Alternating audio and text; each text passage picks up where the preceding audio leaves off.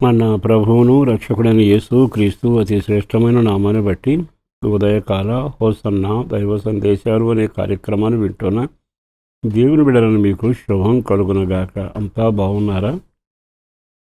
దేవుని మహాకనికరాన్ని బట్టి మనం సజీవులుగా ఉంటూ ఆయన స్తుతించే కృపిచ్చాడు. అన్నిటికంటే ఆయన వాక్యం ద్వారా నిత్యం మనల్ని ఆదరించి పోషిస్తూ నడిపిస్తున్న దేవునికే మహిమ కలుగునగాక. మీరంతా ప్రార్థించి చాలామంది పాల్గొందిన జంక్షన్లో జరిగిన ఈ హోసన్న మందిరం యొక్క సువార్త సభలో చాలా దేవుడు ఆశీర్వదకరంగా జరిగిస్తూ వచ్చాడు.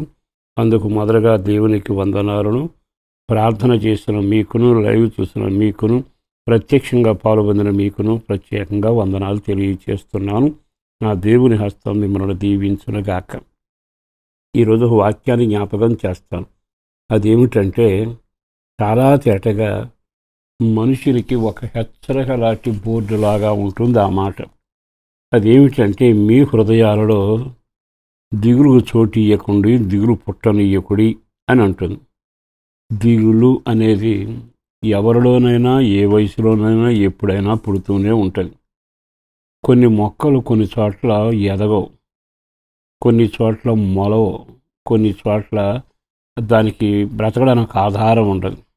కానీ మానవులందరి జీవితంలో మాత్రం దిగులు ఏ పూటైనా, ఏ రోజైనా, రాత్రైనా, పగలైనా పుడతానే ఉంటుంది. అంత గొప్ప కార్యం ఈ దిగులుకు జరుగుతుంది.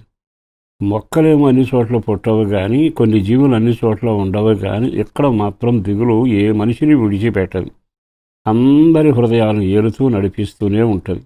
ఈ శుభవేళకు వాక్యాన్ని చెబుతాను. దిగులు అనేది మనిషి జీవితంలో ప్రవేశిస్తే దేనిలో నీకు నెమ్మది ఉండనివ్వదు, విశ్వాసంతో బ్రతకనివ్వదు, రేపని ఆశను చంపుతుంది. దిగులున్న వాడికి రేపని ఆశ ఉండదు. దిగులున్న వాడికి భయం వెంటాడుతూనే ఉంటుంది. దిగులున్న వాడికి దేవుని మీద కానీ, తన మీద కానీ నమ్మకం ఉండదు. ఎంత దారుణమైన పరిస్థితి అండి. చూడటానికి దిగులు చిన్నదిగా ఉంటుంది, ప్రవేశించేటప్పుడు చాలా సున్నితంగా ప్రవేశిస్తుంది. తర్వాత కుటుంబాన్ని, రాజ్యాన్ని అన్నీ పతనం చేసే ఒక ప్రక్రియ ఈ దిగులు ద్వారా జరుగుతూనే ఉంది.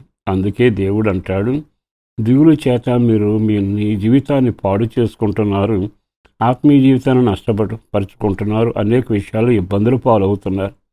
ఆ దిగులు అనే విత్తనం పడకుండా జాగ్రత్త పడితే, అయితే ఇది ఎలా సాధ్యం?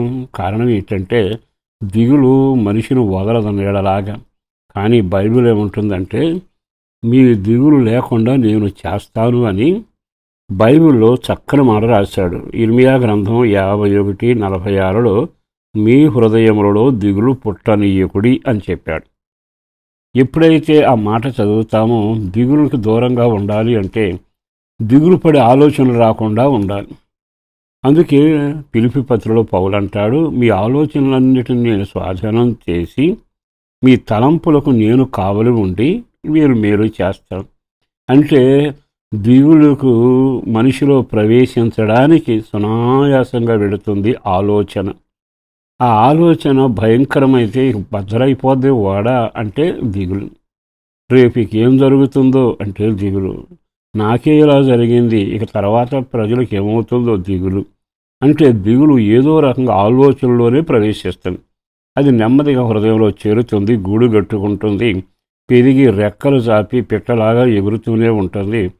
అది పెద్ద వృక్షమై నిలుస్తుంది. ప్రియ దేవుని బిడలారా, యేసు ప్రభువునుడు చింతపడబాకండి, మీ చింత యావత్తు నా మీద వేయండి, కనుక దిగులు చోటు వద్దని చెప్పి యెహోషువతో దేవుడేమన్నాడు? దిగులు పడకు, జడియకు, భయపడకు, నేను నీకు తోడై ఉంటున్నానుగా. ఆహా, ఎంత చక్కని మాటలు.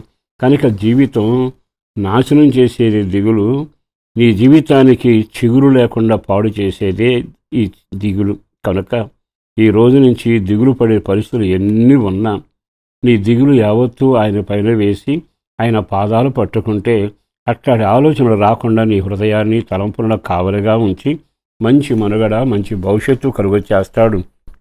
మంచి ఆలోచనలు కలిగాయి అనుకోండి, శుభవచనం పలుకుతా, రేపని ఆశ కలుగుతుంది, దేవుని మీద నమ్మకం ఉంటుంది, అద్భుతాలు జీవితంలో జరుగుతాయి. అట్టి కృప మీకు కలగాలని, మీ ఆలోచనలు అదుపులో ఉండాలని, దిగులు మీకు దూరంగా ఉండాలని ఒక సేవకుడిగా ఈరోజు మీ కొరకు నేను ప్రార్థన చేస్తాను. కళ్ళు మూయండి.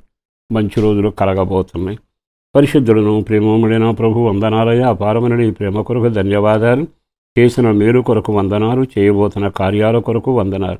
నమ్మదగిన దేవుడు, అందుకు వందనాలయ. కృపాబాహుళ్యాన్ని కీర్తిగలిగినట్లు హస్తములలో భద్రపరచండి.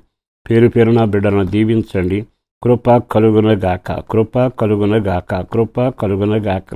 బిడ్డల భవిష్యత్తు, ఆధ్యాత్మిక ఎదుగుదల, ప్రార్థనా జీవితం, కష్టార్జితం దీవెనకరంగా, పిల్లల చదువులు, వివాహాలు అద్భుతం, పెద్దవాళ్ళకు ఆరోగ్యం, నోటి నిండా నవ్వు కలుగునట్లు సంతానంతో వర్ధిల్లే కార్యం చేసి రక్షణ భాగ్యంతో ప్రార్థనతో నడిపించి మీరు మహిమ పొందారని యేసు పేరట వేడుచూ ఉన్నాము తండ్రి. ఆమేన్.